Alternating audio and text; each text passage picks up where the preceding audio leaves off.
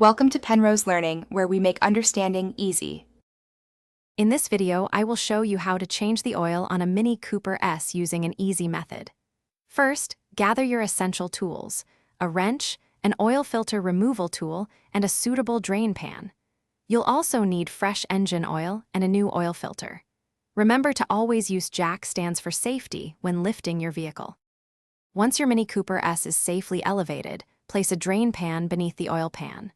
Locate the drain plug, typically a 13mm bolt, and carefully remove it. Allow the old engine oil to drain completely, which usually takes about 20 minutes.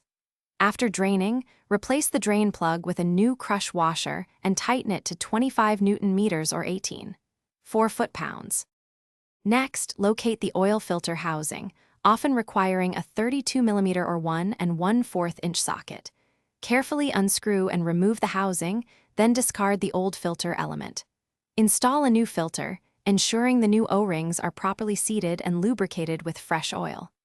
Reinstall the housing, tightening it to 25 Nm or 4 foot-pounds. Now it's time to add fresh engine oil. For most Mini Cooper S models, this will be approximately 3 to 6 liters of full synthetic oil, such as 0W20 or 0W30. Pour slowly into the fill port. Start the engine for a few minutes to circulate the oil, then shut it off. Finally, check the oil level with the dipstick and top off if necessary. Thanks for watching. If this was helpful, leave a like and consider subscribing. See you next time.